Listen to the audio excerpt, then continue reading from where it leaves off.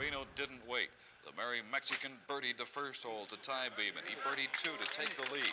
And when Beeman 3-putted at numbers 4 and 6, Trevino went 3 up. He had a 32 on the front 9. Trevino parred 18 to preserve a one-stroke victory over Beeman. So 50 years ago, Lee Trevino won the St. Louis Open at Norwood Hills, beating future PGA Tour Commissioner Dean Beeman. On Thursday at Norwood Hills Country Club, he was back. The Ascension Charity Classic held their Legends Luncheon with Lee and Nancy Lopez. Lee Trevino, who will be here for the Ascension Charity Classic celebrity match in September, is tonight's Cardinal Buick Sunday Conversation. I want to ask you about the best 20-day period maybe in golf history. Yeah. U.S. Open, you beat Nicklaus in the playoff, Canadian Open, and then the Open Championship. Describe those moments. Well, at the time, I was playing extremely well. In other words, I got on a hot putting streak. All of a sudden, I fell into it, and I started making putts, and I went in to the playoff in 1971 with Nicklaus, and I beat him in the playoff. Gave me a tremendous amount of confidence. I went to the Canadian Open, so I went there in the playoff, also with Art Wall, and then I went from there to the British Open, went to Southport, and we played Birkdale, and I won the Open there. So yeah, I won the 3 in a row. I mean, it was like the beer tasted the same. It didn't make any difference. So there's guys at the top of their sports, and then there's guys who transcend the sport. You transcended the sport. SI Sportsman of the Year, ABC Wide World of Sports Sportsman of the Year. And it was not only because of your golf, but because of your personality. You had an act and everybody ate it up. Can you describe what that was like back then? Well, it doesn't make any difference what kind of personality you have if you can't play. You understand? You know, that helps.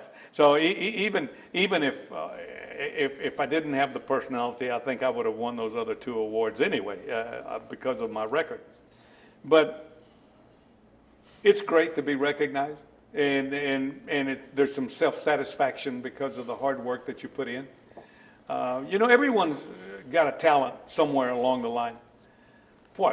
Most of the people, probably half the people in the world are doing jobs they don't like.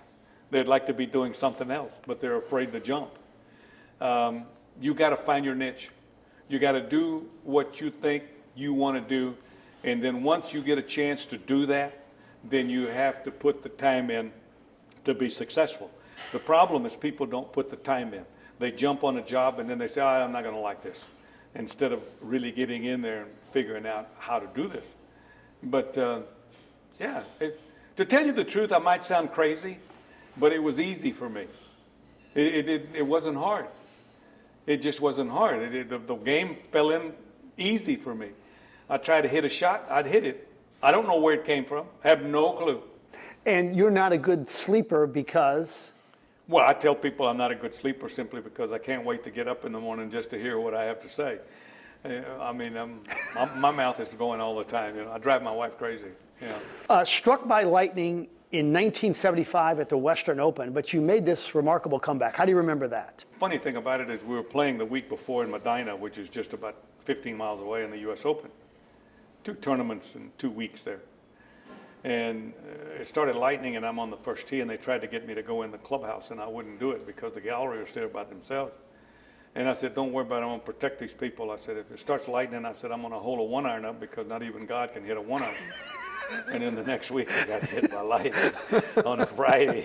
I think it was Friday the 13th, and I ended up in intensive care for a couple of days and tore my body up a little bit. But I was back in about 6 weeks, and I won the Canadian Open in 76 after that. Yeah, a year later, I won. The reason you never went into locker rooms, why? It's too far to walk. You wasted your steps. That's the dumbest thing I've ever seen. If you park your car there and the driving range is right there, why the hell do you want to walk in the locker room and put a pair of shoes on? It's crazy. I'm going to put them on in the back of the car and walk right to the range and start hitting balls. There's no reason to go in there. And now, Frank, I'll run into you if I'm in there and got to talk to you. So you're wasting my time. I could be hitting balls. And describe the competition high in your 92 professional wins. Why was it so intoxicating? When you tee it up, you try to win every time. doesn't happen every time. I mean, if you really look statistically, we play the only sport that you lose all the time. Yeah. You know, if you only lose 98% of the time, you've had a hell of a year. I never looked at it like Think of that. Yeah. You think of that. You've had a hell of a year. Now, if you lose 98% of the time on anything else, you'll starve to death. Finally, how would you sum up your life in golf? It's a very difficult thing to sum up simply because I wasn't supposed to play it. There's no way that a little guy that came from where I came from to accomplish what I accomplished in golf is not supposed to be done. I don't know what happened. The good Lord gave me a hell of a lot of talent. And that's why I'm at it every day, because at 83 years old almost, I'm going to see him pretty soon. And I don't want him to be disappointed.